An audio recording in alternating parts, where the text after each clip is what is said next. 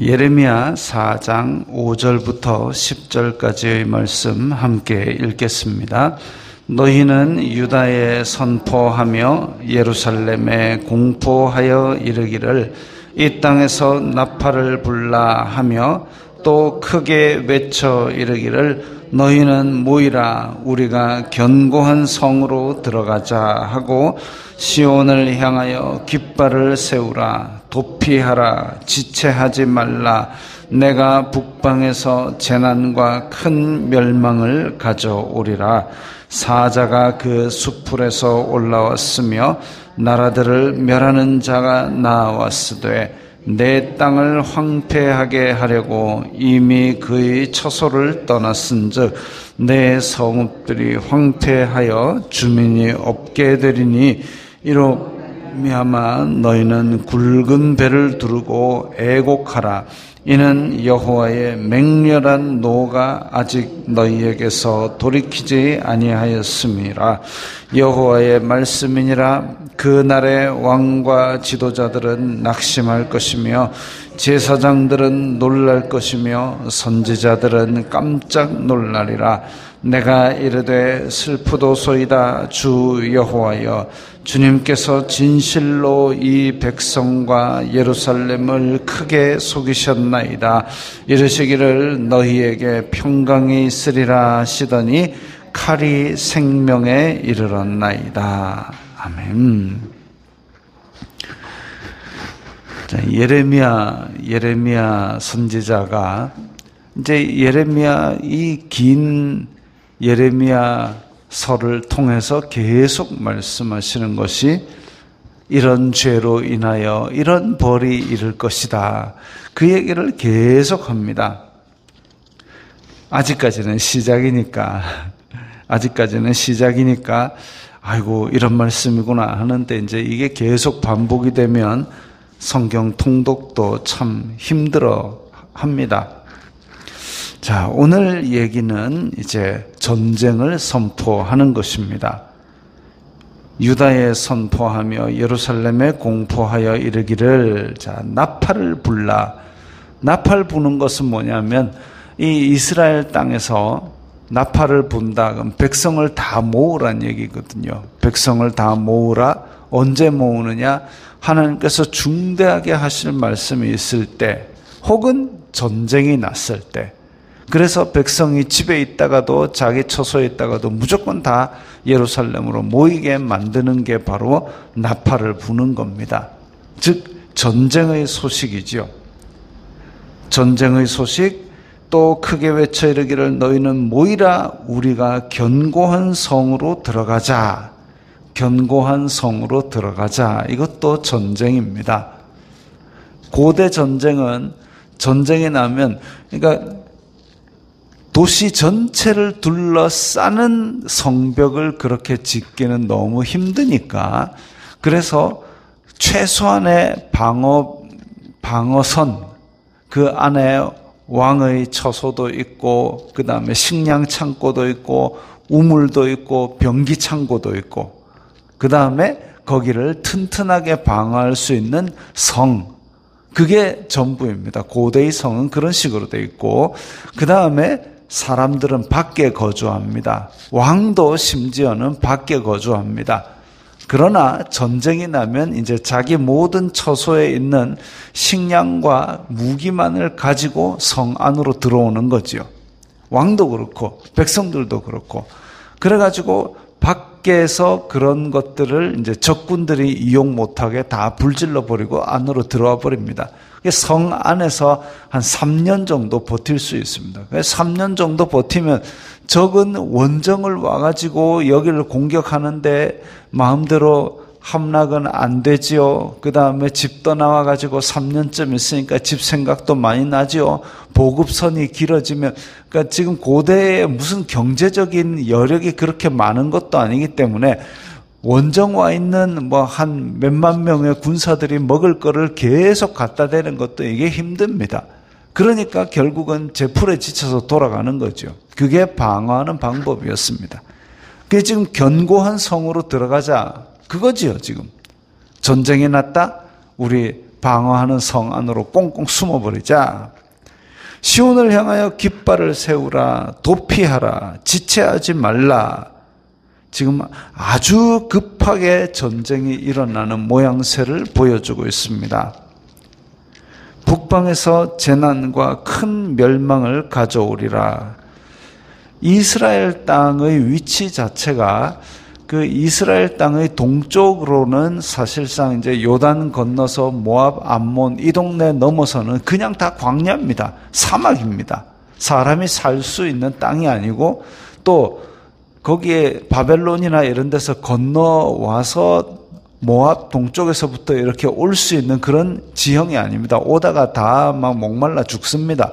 그러면 어떻게 오느냐? 티그리스 유프라테스 강을 따라서 쭉 올라와 가지고 하란, 그 옛날 야곱의 외삼촌 라반이 있던 하란을 거쳐서 북쪽에서부터 내려와 가지고 시리아에 있는 곳, 페니키아에 있는 곳, 거기를 거쳐서 이제 이스라엘을 통과해서 이집트까지 그렇게 가게 돼 있습니다. 그 길을 고대로부터 이용해 왔던 거죠. 그래서 이스라엘에 쳐들어오는 사람들은 이집트에서 올라오든지 아니면 북방에서 내려오든지 둘 중에 하나인데, 지금 이집트는 사실 자기의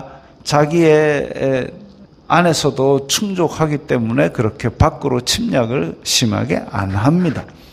북방에서부터 재난과 큰 멸망을 가져오리라. 이게 뭐냐면 이스라엘 북쪽으로부터, 그럼 이스라엘 북쪽에 있던 두로와 시돈이 공격하느냐? 아니요. 그건 아니고, 그 위에 있던 아수르가 공격하느냐? 그것도 아닙니다. 왜냐하면 아수르는 히스기야 왕 때 쳐내려왔다가 이미 멸망을 당해버렸죠. 13만 군대가 다 죽고 왕도 자기 나라로 겨우겨우 돌아갔는데 그 왕이 자기 왕궁에서 아들한테 칼 맞아 죽었습니다. 그래서 아수르가 흐지부지 망해가고, 그때에 저쪽에 바벨론 왕국이 한참 크게 일어나고 있었습니다. 그게 바로 북방에서 재난과 큰 멸망을 가져오리라 이거죠. 아수르보다 더 강하고 더 힘센 나라가 나타난 겁니다. 사자가 그 숲으로서 올라왔으며, 사자는 제가 이제 동물 다큐멘터리를 참 좋아해서 여러 번 보는데, 사자는 풀숲에 그냥 들누워 있습니다. 그래서 맨날 누워 있고, 그러다가 언제 일어나느냐 하면 이제 사냥 갈 때, 배고플 때 일어납니다. 그래가지고 그냥 풀숲에 누워 있다가 이제 암사자들 한 7, 8마리가 주섬주섬 일어납니다. 그래가지고 이제 사람 키 정도 되는 숲풀 속에 이렇게 쭉 가다가 자세를 싹 낮추고 살살살살 가고, 그 다음에 몇 마리는 돌아가고, 이게 다 이제 몰이하는 사자고, 그 가운데 가장 빠르고 젊은 암사자 한두 마리가 사냥을 담당을 합니다. 걔는 이제 반대쪽에 쫙 숨어 있죠. 누구 하나를 노릴. 그게 이제 다른 짐승들을 막 몰고 올 사자 6, 7마리가 확 일어나면 이제 깜짝 놀라가지고 동물의 떼가 와다다닥 이동합니다. 그 중에 한 마리를 꼭 찍었다가 제일 빠른 암사자가 쫓아가서 그걸 목을 물지요. 사자가 숲풀에서 올라왔다. 뭐하러 숲풀에서 올라오느냐? 사냥하러 올라오는 겁니다. 뭔가를 일단은 잡아먹으려고 올라오는 거죠. 나라들을 멸하는 자가 나왔으되, 같은 뜻입니다. 사자같이 강력한 나라가 이제 잡아먹으려고 멸하는 자가 되어서 나왔다. 내 땅을 황폐하게 하려고 이미 그의 처소를 떠났은즉.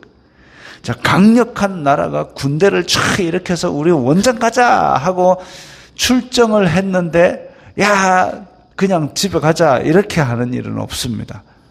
한번 원정을 가게 되면 진짜 그야말로 이제 3년을 버틸 그 성을 함락시킬 각오를 하고 보급선도 다 마련해 놓고 강력하게 떠나는 거죠. 이미 그의 처소를 떠났은즉, 이런 얘기는 이제 화살이 시위에서 팍 놔가지고 발사가 되었다는 얘기입니다. 그러면 그야말로 이제 막을 자가 없는 거죠. 내 성읍들이 황폐하여 주민이 없게 되리니, 그래서 피난을 가든지 아니면 포로로 잡아가든지 그 성읍들이 다 비게 된다는 얘기입니다. 이로 말미암아 너희는 굵은 배를 두르고 애곡하라. 이게 굵은 배를 두르고 애곡한다는 얘기는 장례식장 같은 데서 슬피 우는 것을 말합니다. 즉 이스라엘은 패배할 운명이다 이거죠. 하나님께서 정하신 패배를 할 수밖에 없다. 왜? 이는 여호와의 맹렬한 노가 아직 너희에게서 돌이키지 아니하였습니다. 이 전쟁의 근원이 뭐냐 하면 이스라엘의 범죄함이고, 그로 말미암아 심판의 매를 치시는 하나님의 벌이다 이거죠. 매를 치시는 하나님의 벌인데 맹렬한 노가 돌이키지 않았다라는 얘기는 하나님께서 지금 벌을 치시려고 하는데 이스라엘 자손들은 회개하지 아니하고 이제 시작이란 얘기입니다. 이제 시작. 하나님께서 나라를 징계하시는, 하나님의 나라를 징계하시는 방법이 몇 가지가 있는데 그 중에 하나가 기근입니다. 굶게 만드는 거죠. 흉년이 드는 거죠. 북이스라엘 왕국에 아합 왕이 있을 때에 엘리야가 올라갑니다. 아합, 네가 이 백성들로 하여금 우상 숭배의 죄를 범하게 하였구나. 하나님께서 하늘을 닫아서 3년 동안 비가 안 올 것이다. 3년 얘기를 안 했고 비가 안 오게 할 것이다. 그래가지고 하늘을 닫아서 그 극심한 흉년 가운데 나라가 고통했습니다. 그 와중에 엘리야가 가니까 아합이 야, 이 백성을 괴롭게 하는 자여. 왕이 선지자를 조롱합니다. 이 백성을 괴롭게 하는 자여, 니 때문에 비가 안 왔다 이거죠. 그러니까 엘리야가 눈도 깜짝 안 하고 받아칩니다. 야, 이 백성을 괴롭게 하는 것은 니 때문이다. 니 때문에 지금 하늘에 비가 안 오는 것이다. 그래서 이런 하나님의 노가 기근으로 오는 때가 있고, 그 다음에 또 어떤 경우가 있냐면 전염병으로 오는 때가 있습니다. 전염병.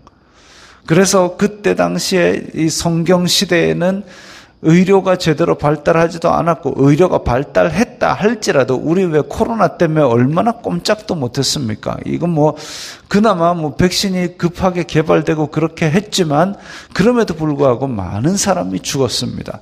근데 그것 말고도 지금 실제로 이 발병했던 지역들마다 의료가 발달하고 손 쓸 새도 없이 죽었고, 실제로 입원을 했다 할지라도 그 몸이 견뎌내질 못하고 많은 사람이 죽었습니다. 하나님께서 질병으로 치시면 의사가 아무리 난다긴다 해도 병으로 하나님께서 심판하실 때는 소용이 없는 거죠. 그리고 또 하나의 징계의 방법이 전쟁입니다. 전쟁을 보내실 때는 굉장히 무서운 거죠. 왜? 하나님께서 전쟁이라는 심판으로 치실 때는 우리가 아무리 멋진 칼이 있고 멋진 무기가 있다 할지라도 우리의 마음이 이미 무서워서 무너져 내려 있습니다.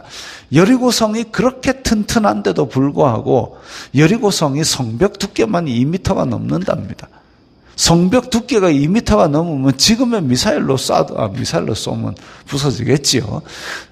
이 돌로 2m가 넘는 두께로 쌓았으니까 어지간해가지고는 공격할 수가 없습니다. 그 안에 꽁꽁 들고 들어가지고 3년을 버티면 광야에서 먹고 살던 이 이스라엘 자손이 어떻게 그걸 공격합니까?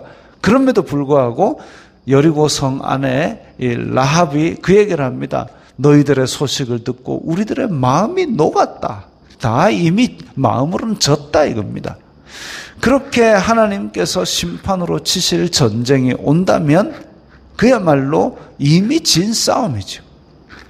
칼을 들어보지도 못하고 지는 싸움인데 하나님께서 그걸 준비하고 계십니다. 맹렬한 노가 이제 시작이다. 여호와의 말씀이니라. 자, 9절에 보면 여호와의 말씀이니라는 하나의 어떤 기호입니다. 부호. 이제 또 다른 예언을 말씀하겠다 이거죠. 그날의 왕과 지도자들은 낙심할 것이고 제사장 놀라고 선지자들은 깜짝 놀라리라. 여기 이제 원인이 되는 타락한 원인들, 심판의 원인들이 나옵니다. 왕과 지도자와 제사장과 선지자. 이 사람들, 백성의 지도자들이, 종교적인 정치적인 지도자들이 극심히 타락해가지고 백성을 나쁜 길로 인도하였기 때문에 백성 전체가 어그러진 것이죠. 그래서 이렇게 타락의 주체가 왕과 지도자와 제사장과 선지자들 하나같이 그렇게 하나님을 거역하였기 때문에 온 백성들도 거역의 길로 갔고 그로 말미암아 벌을 받게 되었는데, 왕과 지도자, 제사장, 선지자 이들이 오히려 그 심판에 대해서 낙심하고 슬퍼하고 놀랄 것이다 선포하고 계십니다. 10절에 예레미야가 하나님께 애타게 부르짖습니다. 하나님 슬픕니다. 하나님이 왜 우리 백성을 속이셨습니까? 이르시되 너희에게 평강이 있으리라 그렇게 하지 않으셨습니까? 평강이 있다고 말씀하셨는데 왜 이런 일이 있습니까? 거짓 선지자들이죠. 여기 지금 9절에 제사장들, 선지자들이 깜짝 놀라는 이유가 이제까지 거짓 예언을 한 겁니다. 아수르가 히스기야 때 멸망당했으니까 당분간은 이제 우리를 칠 강대한 나라가 없을 것이다 라고 생각을 하고, 선지자들이 하나님께서 말씀하신다 평강이 있으리라. 백성들은 좋아하죠. 평강이 있으리라, 부자 되리라, 아멘 좋아하죠. 그러나 거짓 선지자의 거짓 영에 의해서 백성이 속은 겁니다. 하나님의 뜻이 어디 있는지 묻지도 않고 자기의 인생에서 공의와 정의를 행하지도 아니하고 하나님을 순전한 마음으로 섬기지도 아니고 하나님께서 영과 진리로 예배하는 사람을 찾으시는데, 하나님께서 온전히 하나님을 찾는 그 사람을 보아도 없는 겁니다. 그야말로 우상 숭배를 하고 자기의 탐욕을 따라 행하고 자기의 악독을 따라 행하고 백성을 긁어내질하고, 그것도 모자라서 나는 하나님을 잘 섬긴다라고 위선에 자기 스스로 속고 앉아 있는데, 그것을 지적해야 될 선지자나 이 제사장들이 하나님께서 평강을 주시리라 복 받으세요 하면 백성들이 아멘 이러고 살았던 겁니다. 그러니까 예레미야가 아니 이게 아니잖아요. 하나님 평강을 주시리라 부자 되리라 해가지고 우리 다 아멘인데 이게 뭡니까? 백성을 속인 겁니까? 그러는 거죠. 그러나 칼이 생명에 이르렀나이다. 그야말로 이제 도끼자루 썩는 줄도 모르고 거짓 예언에 속아서 하나님의 뜻을 찾기에 전심으로 하나님을 찾는 백성도 없었고, 하나님을 찾기에 찾는 하나님의 뜻을 제대로 행하려는 백성들도 하나도 없었고, 그 와중에 칼이 이제 목 밑에 위치하게 된 겁니다. 지금 이 나라도 마찬가지죠. 한국 교회가 규모가 크고 또 성도들이 몇만 명이 모이고 다 필요 없습니다. 의인 10명이 없으면 망하는 거죠. 내가 오늘 나의 삶 속에서 하나님의 뜻을 찾아서 겸손과 온유를 행하고 진실과 공의로 행하지 않는다면 우리나라도 북쪽에 끓는 소치 하나 있지 않습니까? 얘네들이 뭘 어찌할지 알 수가 없습니다. 지금 우리나라가 지금 맞서 싸우면 이긴다. 물론 객관적인 전력상으로는 이길지 모릅니다만은 하나님께서 그들을 심판의 도구로 사용하신다면 심판 앞에는 제 아무리 어떤 미사일도 아무 소용이 없습니다. 그야말로 꼼짝없이 매를 맞아야 되는 것이죠. 그래서 우리가 할 수 있는 게 뭐냐? 이 나라와 민족과 한국 교회를 위해서 기도해야 될 것이고, 그리고 내가 나의 삶 속에서 진실과 공의로 행하는 것, 그것만이 우리의 살 길인 줄 믿습니다. 기도하겠습니다. 거룩하신 아버지 하나님 감사합니다. 이 이스라엘 자손들에게 심판을 선포하시는 주님처럼 오늘날도 언제 우리 앞에 끔찍한 심판이 올 줄 모르는데 이 세상은 날마다 더 악독해지고 탐욕을 위해서 달려가는 것 같습니다. 저희들이 이 세상 속에 살면서 함께 탐욕과 악독을 저지르지 말게 하시고 주님의 뜻을 저희들의 삶 속에서 행하게 하여 주시옵소서. 예수님 이름으로 기도드리옵나이다. 아멘.